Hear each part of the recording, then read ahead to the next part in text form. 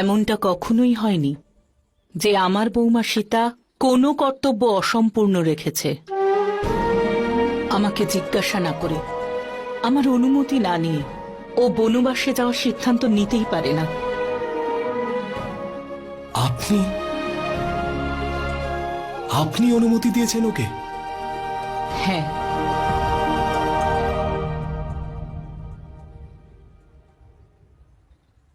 কারণ আমার না তোমার উপর কোনো সন্দেহ ছিল, না ওর সিদ্ধান্ত নিয়ে সন্দেহ ছিল।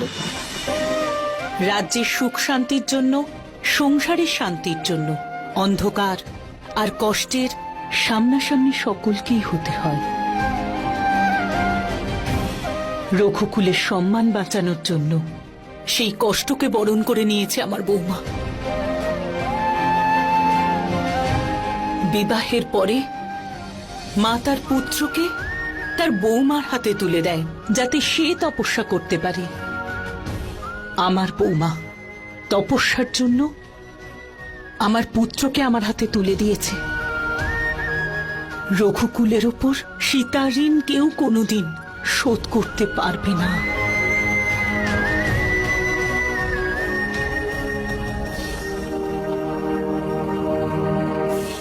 নিজেকে সামলাও রাম। সীতা তোমার মনোবল বাড়ানোর জন্য বনবাসে গেছে,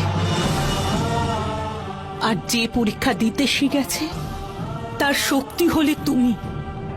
যদি তুমি এত দুর্বল হয়ে ভেঙে পড়ো, তাহলে সে কি করে প্রমাণ করবে দেশে শুদ্ধ পবিত্র?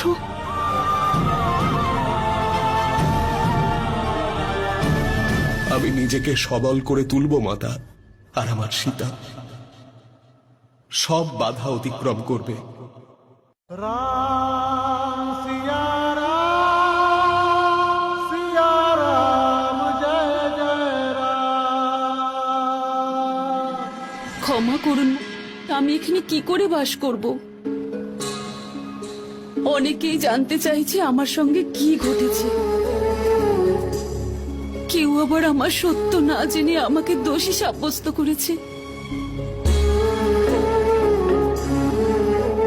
আমার পবিত্রতার উপর অবিশ্বাসের মোহরও লাগিয়ে দিয়েছে। যতদিন একজন নারী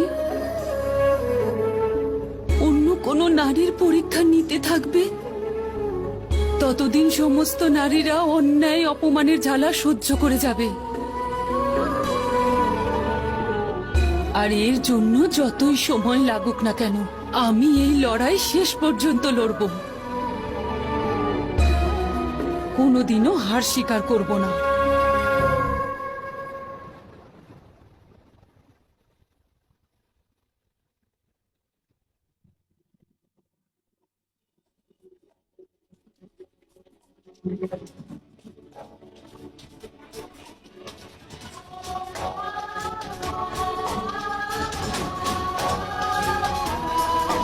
ঠিক এই নদীর মতো আমি বয়ে চলব। কেউ চাইলে এতে পুষ্প অর্পণ করুক বা মলিন করুক।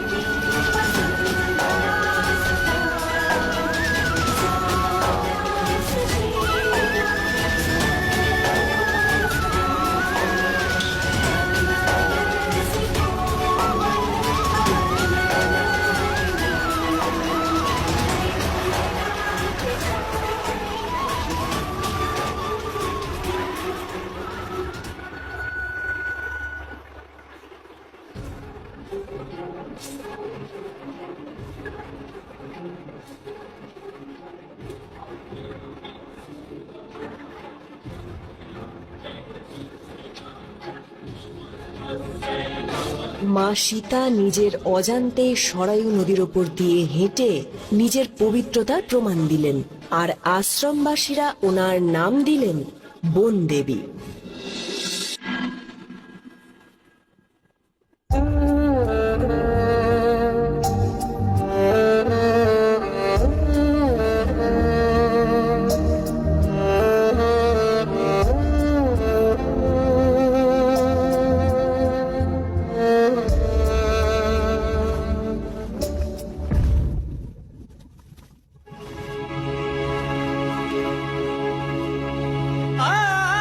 আমি অযোধ্যাপতি রাজার রূপে অবশ্যই নিজের প্রজাদের সেবা করব, কিন্তু এই সীতাপতি রাম সেই জীবনই ব্যতীত করবে যা তার স্ত্রী বনবাসে ব্যতীত করবে।